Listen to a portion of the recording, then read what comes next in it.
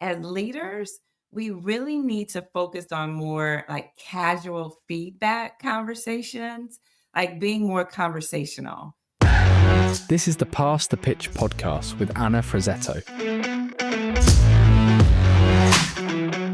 Each episode, we sit down with bold thinkers and industry trailblazers to uncover the strategies, stories, and sparks of inspiration that drive growth and transformation.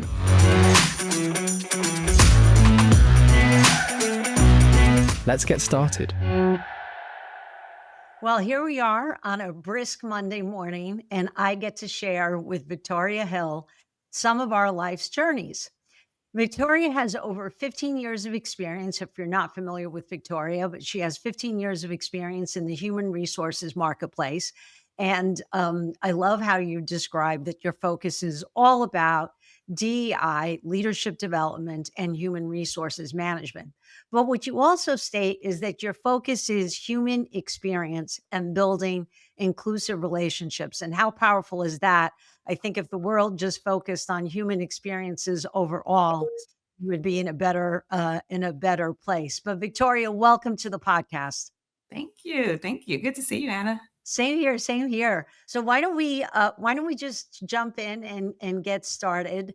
I always like to kind of start our conversation and talk a little bit about leadership. It's so important. It's interesting. I think as soon as you cross that, 10-year mark of experience, you start experiencing different, differences as far as leadership versus management. And so I want to ask, what's the most unexpected leadership lesson you've learned, and how has it shaped the way you guide your team or organization today? Oh, great question. And I've learned so much over that time because I have so much more experience than 15 years, but I want to age myself. But something I learned actually recently through a Clear Edge Rising leadership program is that as leaders, we really need to focus on more like casual feedback conversations, like being more conversational, right? Just to get the best out of people. Because we need to focus on like employee strengths more than their weaknesses. And a lot of times when we have like performance feedback conversations, we're really talking about weaknesses in our employees. But if we have more conversations focused on strengths, that helps our employees be more encouraged, more productive. And that's something I've had to learn over the years and make sure we're giving feedback regularly, right?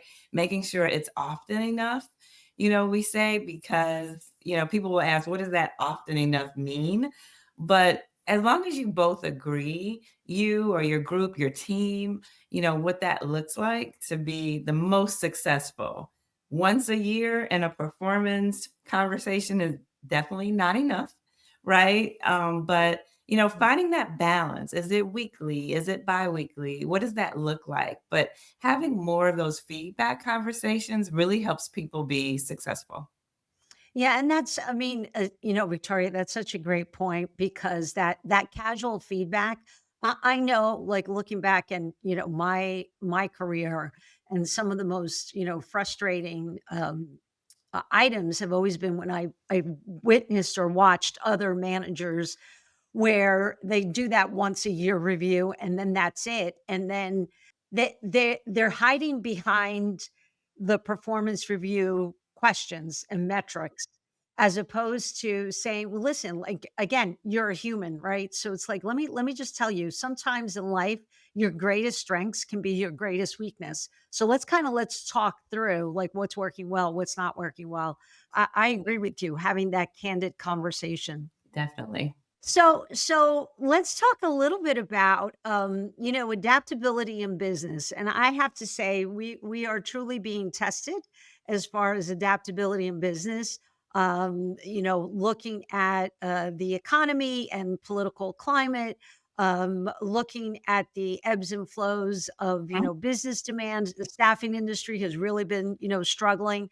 So what's one time you or your team had to pivot quickly, and what made that shift either successful or not successful? I think sometimes there's just as valuable lessons in the not successful experience. And what would your advice be for thriving in these unpredictable times? Yeah, and I can think of a lot of times since I'm in human resources, we always have to pivot quickly, right? But what makes a team really successful in that is I think creating that foundation of trust that may not be top, for some people, but for me, I think that should be the first thing we look at. And then how do we build that foundation of trust? Being very transparent.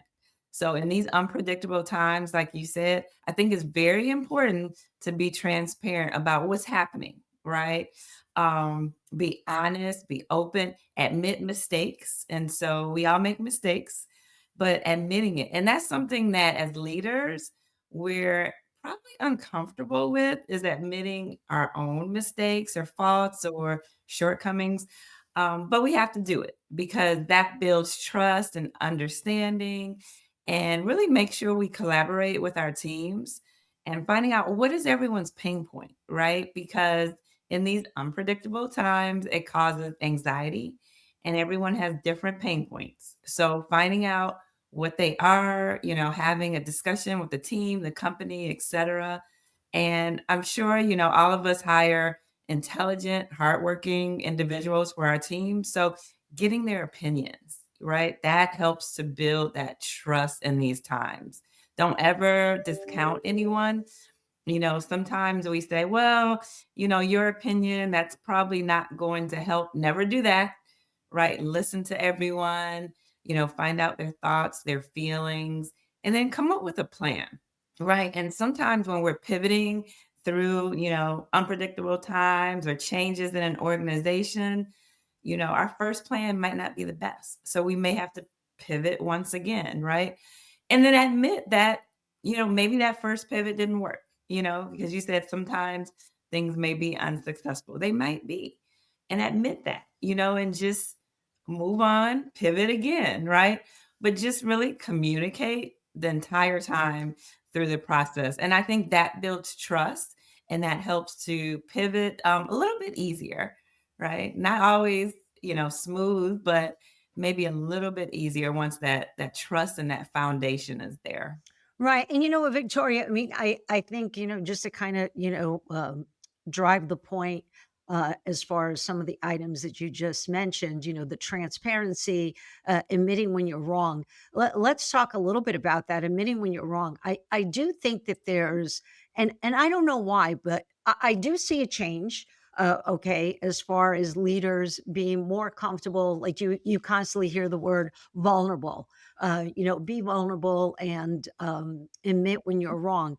But there's been almost like this brainwashing that as a leader, you can't be wrong in the past. And I'm glad to see that it's starting to shift, which is a shame, right? Because why, you're not going to build the trust and credibility if you always are right, right? And we know that that's not the case.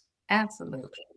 Yeah. Also, transparency is another interesting component, and maybe you could share a little bit more about that. Any situation where you feel that you wanted to be more transparent, but management has uh, requested that we don't tell the employees certain things. Has that ever happened to you? All the time. Being in human resources, yeah, we can't always share everything, which is, it's important, right? It's important to protect the organization, but also protect our employees. And so you can't share everything all at once, but you can be transparent with the things that you can share.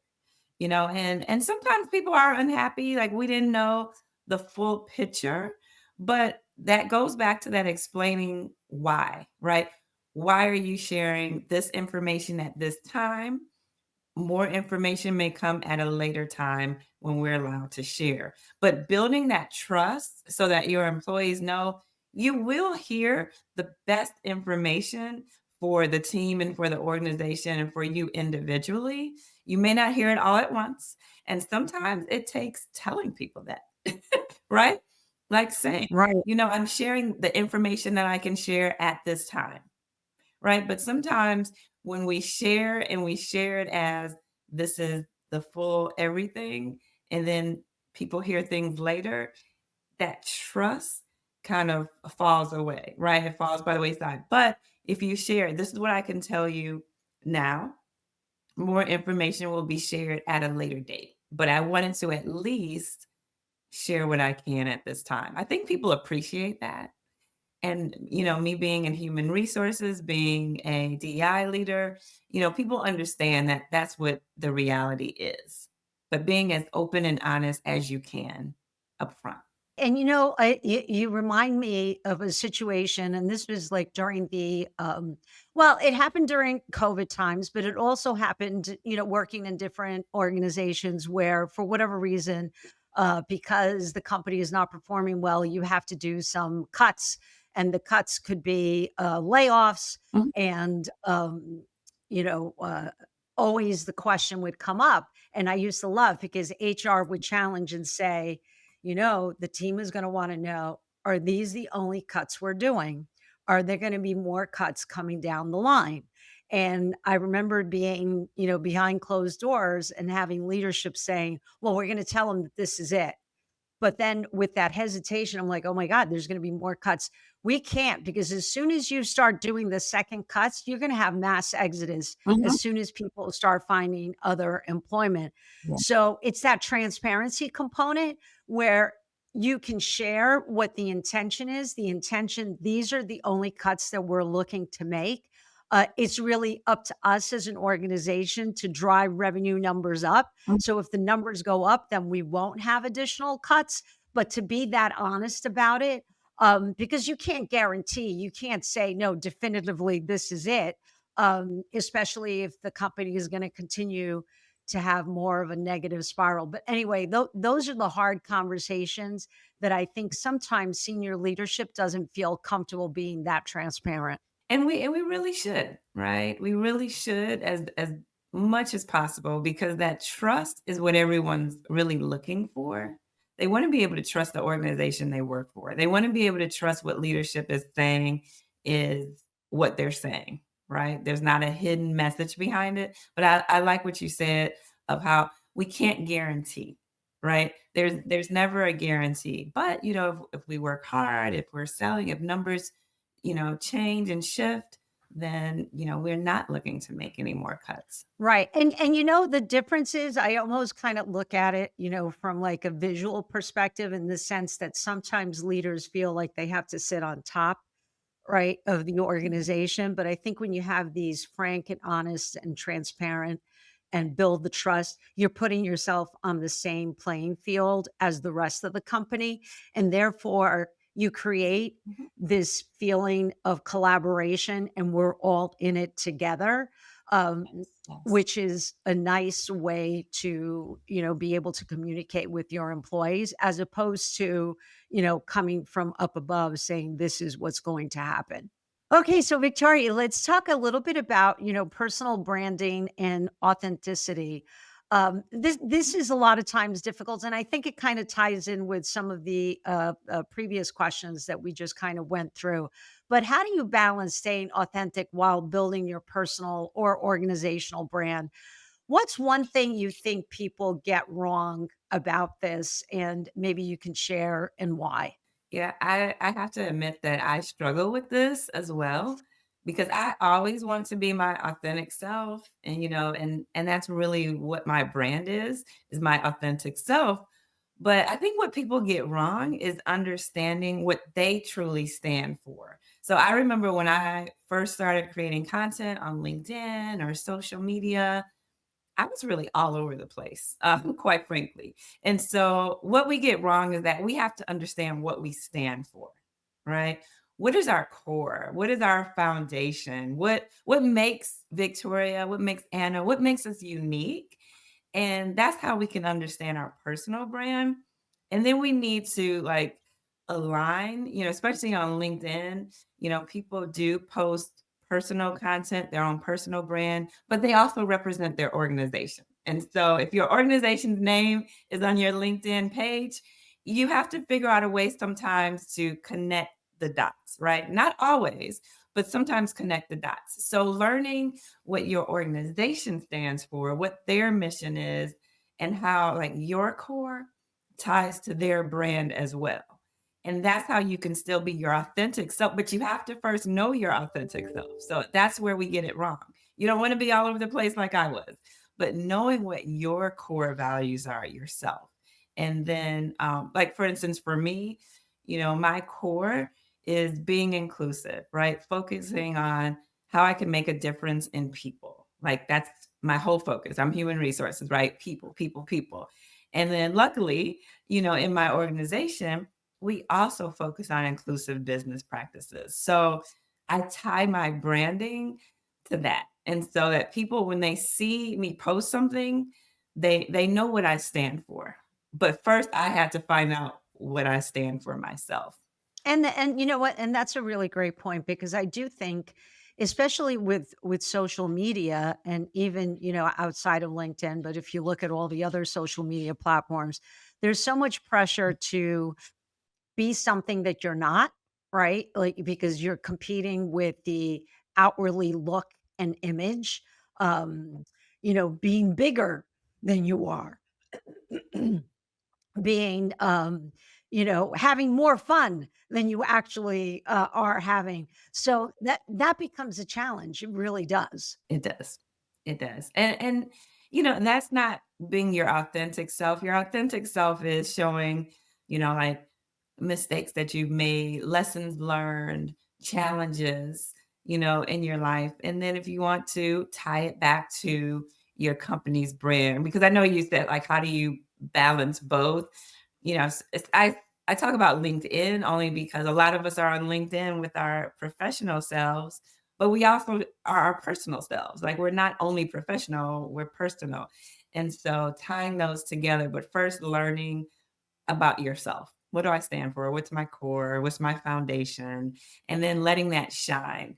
And you don't have to be bigger than yourself because yourself is already big. So just being your unique self, right? And understanding that what makes you unique makes you unique, right? You don't have to be someone else.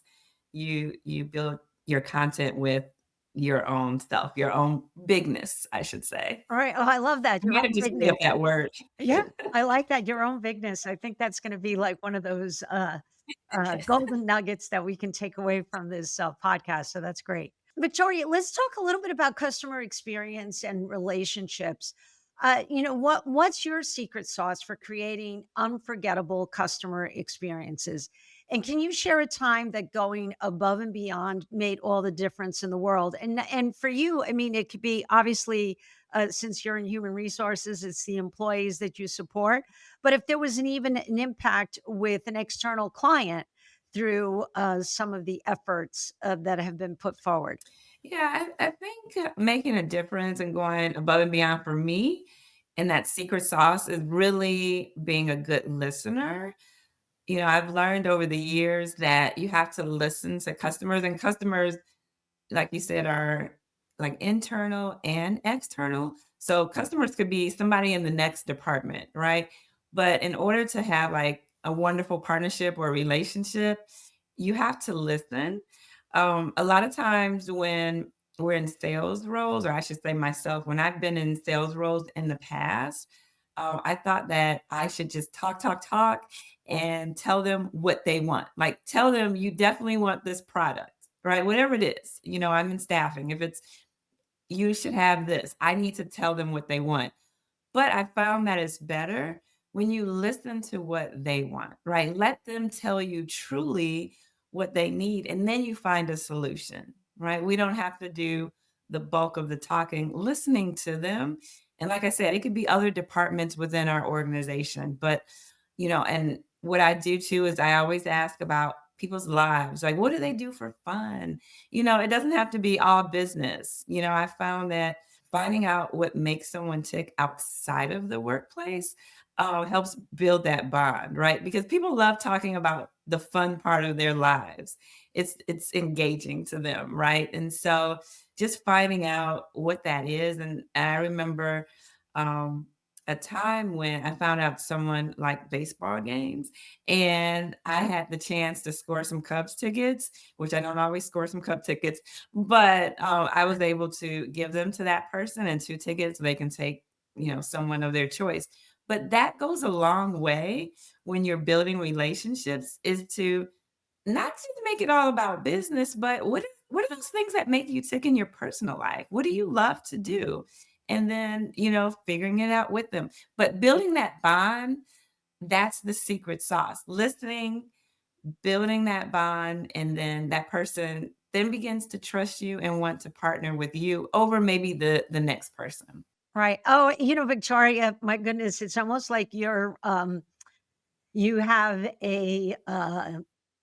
a crystal ball into some of the things that I'm looking to put out on LinkedIn, like little video shorts that talk about the whole aspect of relationships. People buy from people, right? And so you build that trust, you build Mhm. that bond, and therefore you need to have like that personal connection. And you remind me of a manager that I once had many years ago that basically said, you cannot have a personal relationship with your team. You need to have a line. You must keep it, professional. And the same with clients, like just stick to business. So he was of the mindset that, you need to be, like basically I'm your boss, and you're an employee, and we will only communicate from a business perspective. And I couldn't disagree. Even when I was, in my mid 20s, I couldn't disagree more, because I'm like, well, I want to know more about them. Who's married, who's not married, who's got kids, what do they like, what do they don't like? And then you start having these casual conversations, and then people respond to you, right? They will work harder for you. They will respond. They will want to buy from you as a salesperson. So I love everything that you said, Victoria. You hit the nail on the head. Okay, so let's have a little bit of fun now. To completely surprise you here, I'm going to do some rapid fire questions, and just tell me what's the first thing that comes to your mind. What's one small habit or routine that keeps you grounded during a chaotic work week? That happens a lot. I think one thing, and this may sound silly, but everyone has to find their thing, but I have to have my chai tea. I don't drink coffee, so I have to have my chai tea, which I'm having now. Anytime I'm doing a presentation or have a chaotic week, a day, I run, get my Starbucks and get my chai tea, and that kind of calms me down. And it helps, like, if I'm calmed down and I'm happy and I'm tasting something good, it just, makes me start my day, my week with a smile, and it feels like I can just go into anything, with that. There's other things like planning your calendar week in advance, but I think that's like a funny, silly thing that helps calm me down. Chai tea is like my all-time favorite, so that's fantastic. I can completely relate Yeah. to that. Okay, if you could teleport to one place for a quick brainstorming session, where would it be? Oh, wow. Well, I just got back from Florida yesterday, and so I went from 80 Huh? degrees to, I think today maybe 10 degrees, in Chicago, but I would teleport myself back to Florida and take the team with me. But I definitely believe if you're in a place, an environment it helps you collaborate by being comfortable, that's where I would teleport myself to, you know? Well, that's great. There's nothing wrong with Florida, especially in the heart of winter from where we're from. So I agree with you. Where in Florida?